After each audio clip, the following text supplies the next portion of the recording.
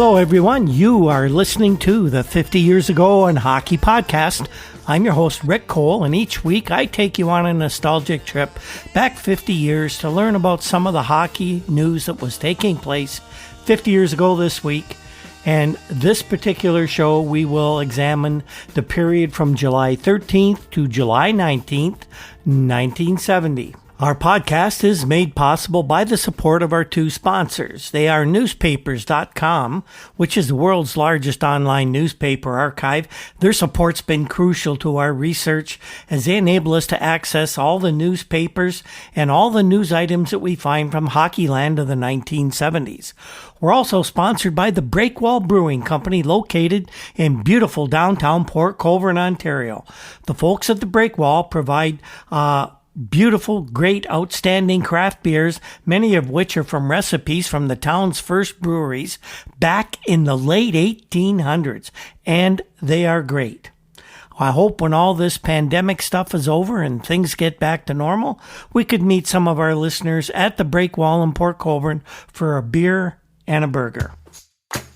Even though we're in the summer now, and we're in the summer back 50 years ago, there was a bit of hockey news being made. Last week, we talked about Gordie Howe's thoughts on a new contract and how long he may or may not be playing.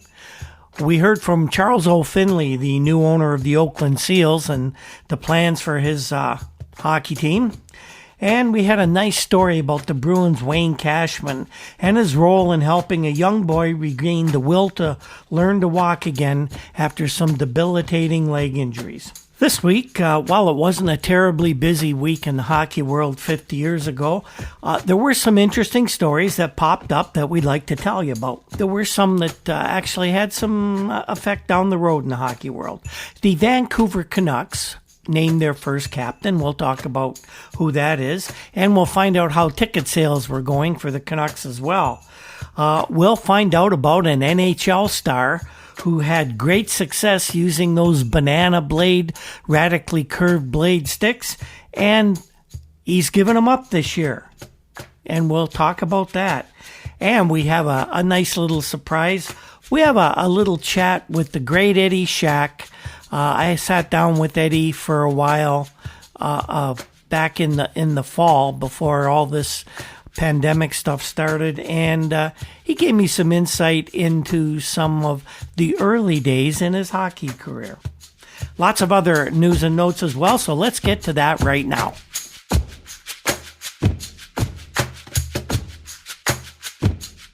First up, the junior hockey scene in Canada was making a lot of news back at this time. As you mentioned, the Canadian Amateur Hockey Association had decided to carve up Junior A hockey in Canada into a two-tier system with the elite teams and, of course, Tier 1 and lesser Junior A leagues in Tier 2.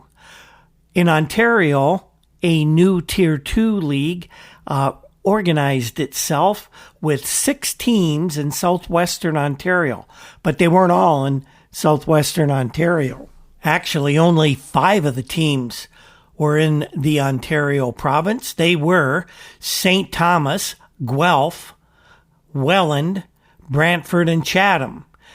And they would be joined by a Junior A team from Detroit.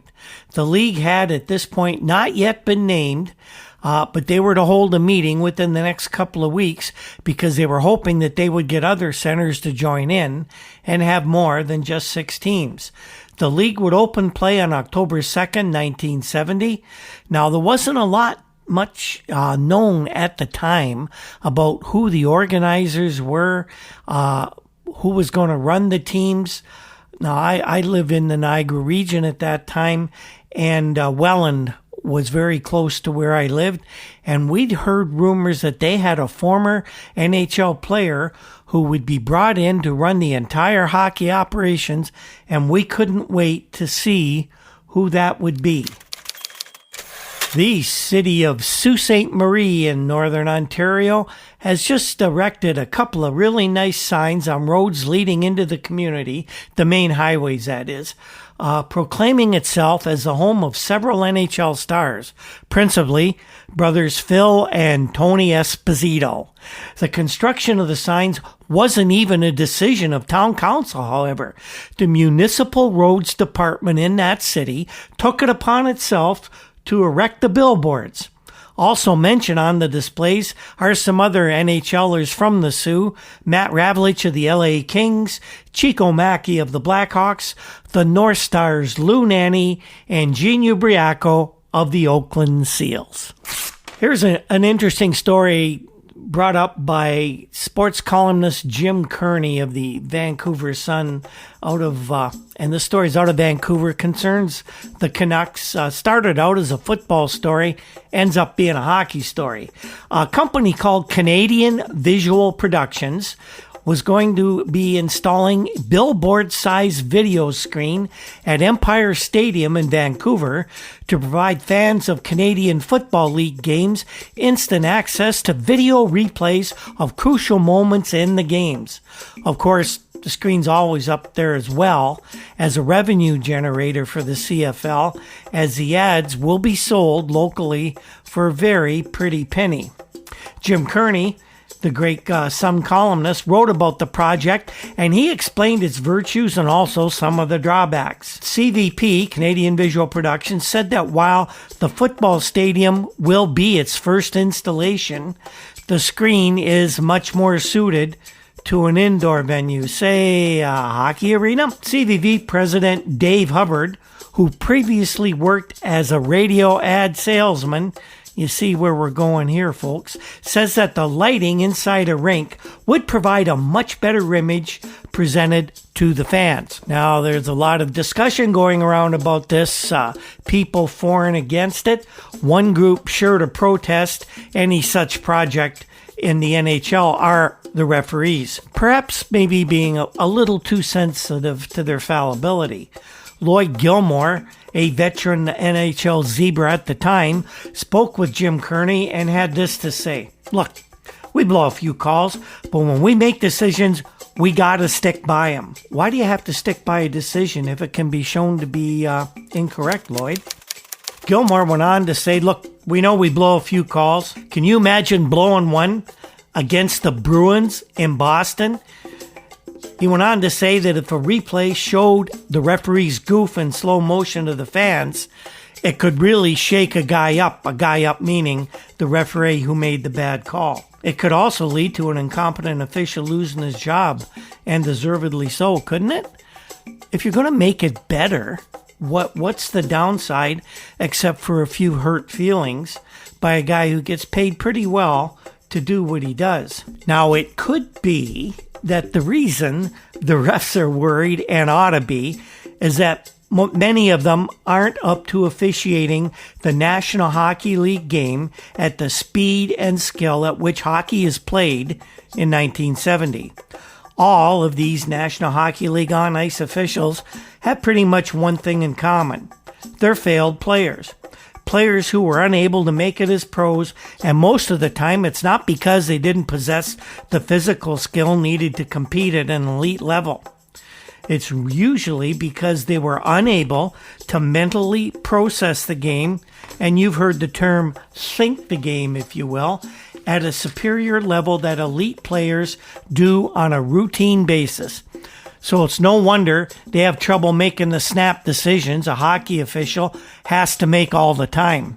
A replay available to all might force these guys to actually work harder at their craft, and might prompt the best hockey league in the world to actually put some thought into whom they hire to, what boils down to, manage their game.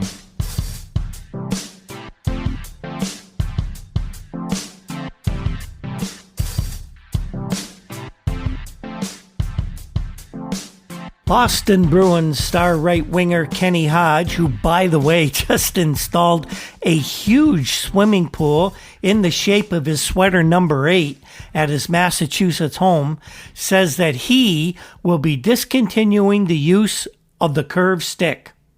Now, Ken, as you know, has had a lot of success scoring goals over the past couple of years, and he's used one of the most radically bent blades in the league. Ken's announcement comes on the heels of the NHL saying that it will be limiting the amount of curvature in NHL sticks starting this season. Ken says he wants to have more control over his shot, and to that end, the new sticks he's ordered from Sherwood will have a hook of only 1/4 to 1/2 inch. Here's what Ken had to say. He started out by saying that with all the clamor of the curved blade in recent years, Ken actually figured that it's only a matter of time before the curved stick is banned altogether. Thinking ahead, Ken said that after the playoffs last year and the Bruins Stanley Cup win, he went up to Montreal to the Sherwood Stick Company, and Ken actually represents them in the off-season, stick sales to teams and stuff like that. And he had a bunch of straight blades or almost straight blades made up. He was right at the factory, and he experimented right there with the 1/4 inch to 1/2 inch curved on the blade. Ken found that he had more control of his shots with the new blade. Now, whether he lost any speed in the shot, he really doesn't know. He won't know, of course, till he gets on skates. And the best feedback will be from goalies Jerry Cheevers and Eddie Johnson of the Bruins, who I'm sure will be peppered with shots from Ken Hodge in training camp. Ken finally had this to say: a curved stick can make the puck do all sorts of things. If you happen to get the sticks too far out in front of you, your shot can wind up going into the organ loft. Here's a story out of Detroit this week. Detroit Free Press helping us. Jack Barry, actually, with that, the fine hockey writer for the Free Press. Everyone knows that the Olympia Arena in Detroit is getting old. It's also not the most roomy rink, hot, steamy in the spring when the playoffs are on. An octopus can barely survive on the ice out there with the heat in that rink sometimes. Well, the firm that designed the Houston Astrodome has proposed a similar project in Detroit to be built in the areas adjacent to and just north and west of Tiger Stadium. This huge project would actually include 2 domed stadiums. One would house the baseball Tigers, football, and of all things dog racing, and it would seat 70,000 people. The smaller stadium, adjacent right on the same site, would house 20,000 fans for hockey. Bruce Norris of the Red Wings, you can see his eyes light up. 20,000 fans instead of the 13 and change they usually get in the Olympia. Lots of money for the owner there. The project at this point in time in 1970 was only in the proposal stage, and it had to be considered a long way from reality. But at least what we saw at this time was people in Detroit working at something to rejuvenate a city that was in considerable distress at that point in its history.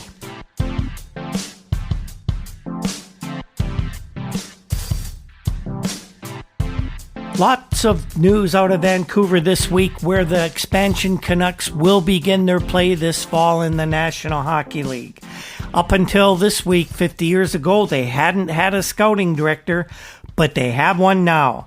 They hired John Peanuts O'Flaherty, the former coach of the Ontario Hockey Association Junior A, St. Catharines Blackhawks, and a hockey lifer if there ever was one. That Junior A coaching gig in St. Catharines was one of many jobs that Peanuts held over the years. Now, Peanuts O'Flaherty is quite the character, so at least things are going to be very interesting in the Canucks scouting department. Clancy Loranger of the Vancouver province, another one of the fine group of hockey writers in Vancouver at that time in history in 1970. This week, 50 years ago, he had a great column. It just so happened that all of Bobby Hull, Jean Beliveau, and Gordie Howe were in Vancouver this week doing off-season promotional work, and visiting local hockey schools.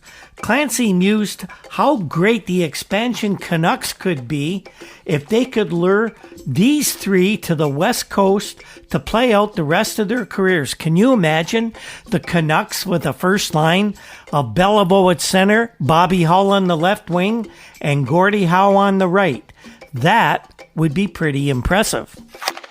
More with the Canucks and their marketing strategies and trying to attract fans. Well, as of the second week of July, the Canucks had yet to arrange for television or radio broadcasting rights. The story going around the NHL at that time was that the new NHL club was being unreasonable in the price they were asking for the broadcasting rights. Canucks Vice President Lyman Walters, who's an executive for the team owners, Medicor of Minnesota, said that the asking price of $300,000 is way more than reasonable. Walters says that the Canucks are an extremely attractive franchise at this point, very popular, very much in demand, and someone will come forth with that kind of cash to put the Canucks games before the public. Walters had a lot of facts to cite as to why the Canucks are such an attractive entity, and this kind of gives you an idea of how the team is being marketed at this time. Walters cited a lawyer far, far away in Thunder Bay, Ontario, who's purchased 6 season tickets to Canucks games. He talked about ex-Canadian national team member Roger Bourbonnais, who was a fine player for the Canadian national team in recent years. He's now a lawyer in Edmonton. He has sold out a charter flight which will bring 182 people into Vancouver from Edmonton for every home game. They'll get dinner, the hockey game, a post-game cocktail, and return home that night for a cost of a whopping $72 each. Walters says that the Canucks had already, at this early point, sold 3,700 tickets to people who be coming in for games from various points on the Canadian prairie. The Canuck office is deluged with mail from people from as far away as Nova Scotia and New Brunswick, way over on the other side of the continent, asking for schedules, rosters, yearbooks, all down the Pacific coast as far as San Diego, wanting to know what radio station will be carrying the games. And locally, Walters says that throughout British Columbia, merchants and hotels and restaurants, travel agents are eager to cooperate where previously they'd say, we'll let you know. Now they're eager to get involved in any promotional ideas that the Canucks might suggest for them. Walters also said that the leading name player for the Canucks, Orland Kurtenbach, who was just named the team's first captain, has already been approached by the team and other people interested in marketing regarding various endorsements and thinks he might have to get himself a manager. Orland Kurtenbach needs a manager for all his promotional work. There will be even more interest on the prairies next fall because the Canucks hope to eventually have a farm team out on the Canadian prairies. They will be playing 6 exhibition games in Calgary, Edmonton, Winnipeg, and Medicine Hat, and it's quite possible that at least Calgary or Edmonton will end up being a farm team for the Canucks in the Western Hockey League. In short, although the Canucks are Vancouver's team, Walters like to think that the Canucks will become a lot of other folks' teams too. Canada's team? Maybe not quite yet, but they're working on it. As we mentioned, the Canucks did name their first captain this week, and the naming of a captain, especially for a first-year team, always seems to sort of make the team more real. They haven't played a game yet, haven't put on a uniform yet, but they have a guy who is now their leader, and that leader is Orland Kurtenbach.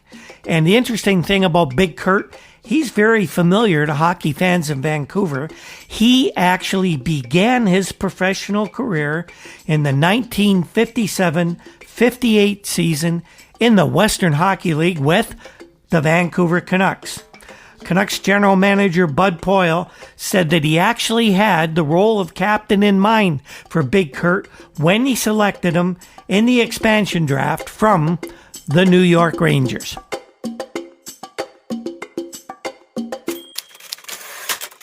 Here's a bit of a classy move by the New York Rangers, and we know who was responsible for this. It was Emil the Cat Francis, the Rangers general manager. The Rangers, it seems, after the death of Terry Sawchuk, had all of Terry's goaltending equipment. They had actually 2 sets of equipment belonging to Terry that Terry used, and Francis decided to do the right thing. One set of the hockey equipment was sent naturally to the Hockey Hall of Fame, where it will be on permanent display. And even here 50 years ago, you can still see Terry's equipment there, especially the iconic mask. The other set of equipment, what was done with that? Well, it was shipped to Detroit, and that's where Terry's oldest son at the time, 16-year-old Jerry, lives. That set of equipment was given to Jerry, who actually is a goaltender in the amateur hockey system in the Motor City. Nice move by the New York Rangers, I think. Well, here's one thing that the Montreal Canadiens may not have been as successful as they usually are, and that's the American Hockey League team in Montreal known as the Voyageurs. A Montreal radio station this week said that the Voyageurs of the AHL will move to Halifax, Nova Scotia, or at least play some games of the American Hockey League team in the Maritime City.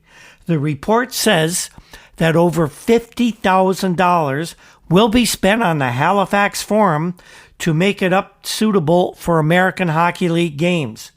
At this point in time, the Canadiens were making no comment on the story, and the no comment usually means there's smoke, while maybe not an all-out fire.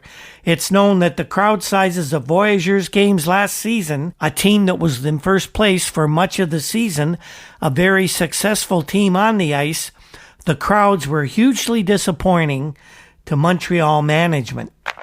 Sticking with media, some media outlets around North American hockey are reporting that former Bruins coach Harry Sinden is being considered as a replacement for Bill Mazur as a color man of the NHL Game of the Week broadcasts on the CBS television network in the United States. What most of us were worried about, hearing that they were going to change Bill Mazur, was that they might want to change the play-by-play man, Dan Kelly. Dan, one of the best in the business, for my money, one of the best ever, would retain his position as play-by-play man for CBS while also carrying on as the main play-by-play broadcaster for the St. Louis Blues. And one other note this week in a very abbreviated news format this time around, it's the Oakland Seals, and they have hired their defenseman, Doug Roberts, who's a citizen of Michigan, by the way, to work for the team this summer as a promotional rep for the club. Doug will assist the Seals season ticket drive team and will be available for all kinds of speaking engagements in the community. Doug would like to put down roots in the San Francisco, Oakland Bay area, and this is a good way to get to be known in the community. Good for Doug Roberts going to work for the Seals. We'll see how he likes working for Charlie Finley, though.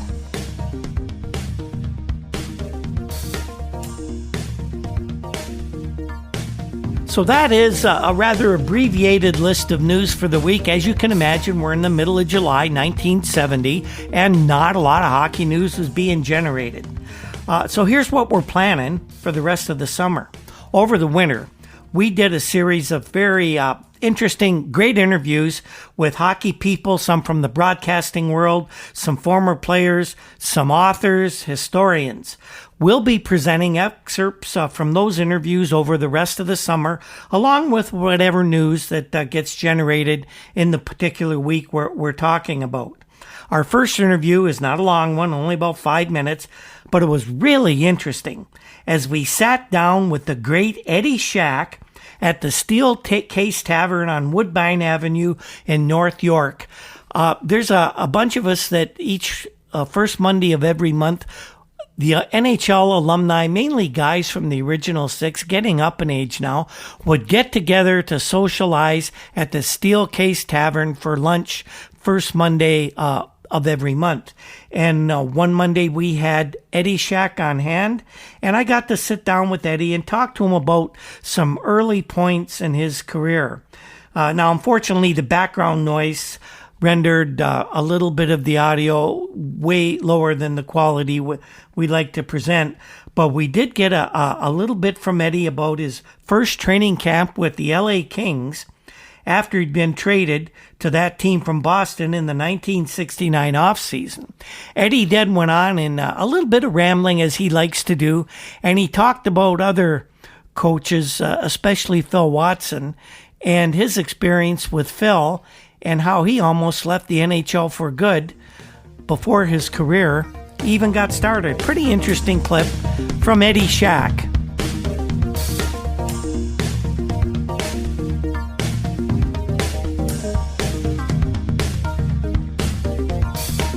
Well, that's when Jack Kent Cooke owned it, and he wanted to get publicity for in LA and that, and then what they did, they brought me in from Toronto to Barrie, and that was training camp. So they took you in by helicopter. Yeah, they took me in by helicopter. They wanted to cause some excitement or whatever it is. Oh yeah, well you certainly did that. What'd you think of Jack Kent Cooke? Well, he was all right, but when I went down, then he said, "What do you think of?" He was so proud of the arena, right? Mm-hmm. And I said to him, "Oh, just like Boston Gardens." Oh, jeez. Well, he must have been mad at that. Oh, yeah. Yeah. But you have to watch it with him because he thinks he's so much, and then like with me. Playing in LA, I had fun and I did what I wanted to do, and that didn't bother me. And then they had the coach they had was Al Laco. Al Laco, right? So the first game we play, I get a hat trick. And then he wants to be the coach. He wants to do everything his way, right? He's the boss. Yeah. He wanted me to back check. And I said, go and stick it in your crease. I'm not back checking. I score goals. You know what I mean? But certain coaches I didn't get along with. Phil Watson, right? I didn't get along with him very well, right? Our first, when I played from Guelph to New York, that's when I went. And then playing for New York, we weren't going that well, And then we lost like 5 games, and then it was Andy Bathgate, Dean Prentice, all the old Rangers. All the old Rangers, right? So we're going to have a meeting, and it's in Montreal, and we're sitting around. And the meeting, nothing will be held against you. You could say whatever you want. I said, isn't that great, Like, you know what I mean? If you feel like you So it goes to Bathgate, well, maybe we should work a little harder. Goes to Fontenato, maybe we should, you know what I mean, getting more sleep. Maybe we should be, you know what I mean, thinking more about hockey and everybody. And I said, Phil, well, everything that you've said to me has gone in this year and out the other. Well, it was canceled right there. I said, well, maybe we might get some more really good stories about you, Phil, right? The meeting's finished. We walk out in the hallway. He said, you're going to Springfield.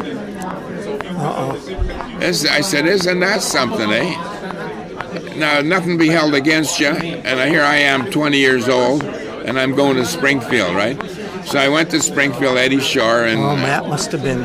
And then I got sent down for 2 weeks. And then they bring you back and they trade you or whatever they want, right? So now I get sent down, and then there was Don Cherry was there too, right? Okay. And then Eddie Shore, he was like owned the arena and everything else, and he used to have to sell pop and everything else, and the interviews would be a lot longer than, you know what I mean? You know what I mean? So now I go down to Springfield. I'm getting hat tricks. I'm enjoying it. Eddie Shore loves me, right? And now they phone me to come back, right? Mm-hmm. I'm not coming back. I'm not. You told him you weren't going back. I'm not going back. I said I don't. I'm staying here. I'm enjoying it. I'm having fun. Then Bathgate, and then George Sullivan. Red Sullivan, yeah. Right. Mm-hmm. They talked me into coming back, right? Mm-hmm. So I come back and I get traded. To Toronto. No, I get traded to Detroit, but it didn't go through? Yeah. I went, like, it was Red Kelly, mm-hmm. and there was Bill Gadsby? Bill Gadsby and myself for Red Kelly and McNeil or whatever mm-hmm. it was, right? Billy McNeil. So now we get traded, and then I'm mouthing off to Watson again. You know what I mean? I'm saying and then all of a sudden now, the deal falls through. Red's not going to New York. And now I'm mad at Red, right? Because he's not going to New York, and then the deal is canceled. Oh my! So now I got to go back to New York, and then everything else. It worked out perfect because when Red didn't, then I got traded to Toronto, and then I met so many great people, and people loved me in Toronto. You know what I mean? Oh, they did. We all did. Yeah, and then they treated you with a little bit of, you know. Okay, Eddie. Hi, how are you? Thanks very much. Okay, thank you. I will talk to you again for sure.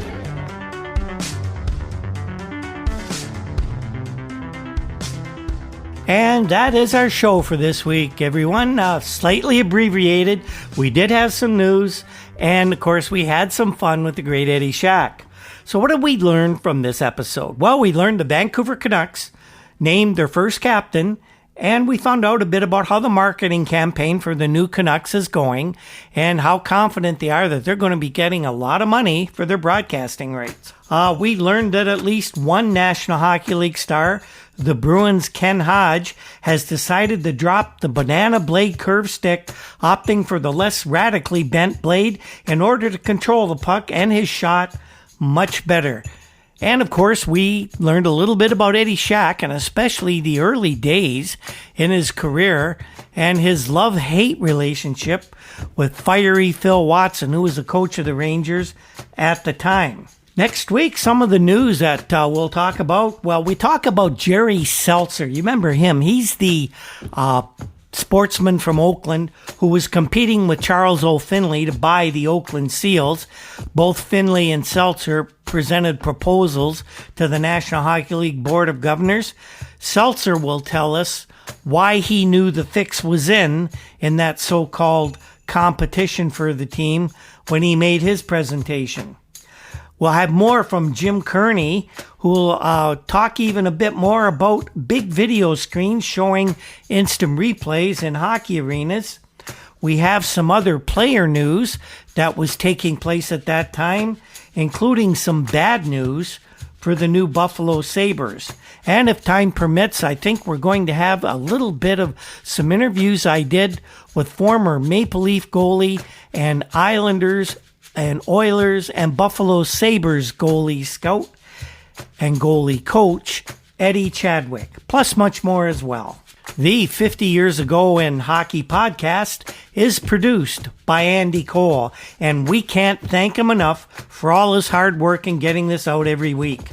The Toronto indie rock group known as the Rural Alberta Advantage provides our introductory and our exit music, and if you ever get a chance to see them perform live, if they ever get to perform live again, please take them in. It's a great show, high energy, and they'll really get you going. Other musical pieces and sound effects are by Andy Cole as well. Our research comes from files at the Toronto Star, Toronto Globe and Mail, and of course, the many publications found at newspapers hockeyfiftyyears.com. Don't forget to give a listen to the Council of Dads podcast, which is slowly drawing to a close. That's hosted each week by Andy Cole, our producer. This is a humorous look at the popular TV show Council of Dads, where each week Andy and co-host Cole Osborne and often many guests, some even from Hollywood, delve into the issues surrounding the storylines in the show Council of Dads. You can find us on Twitter at Hockey50Years and on Facebook under 50 Years Ago in Hockey. We have a WordPress site, hockey50yearsago.com, and of course you can get us through your favorite podcast app and now even on YouTube. Thanks again to everyone who tunes into the show every week. We're having a riot bringing this to you, and we have maybe even more editions in the works soon to be announced. And on that note, we will bid you adieu, and we'll see you next time.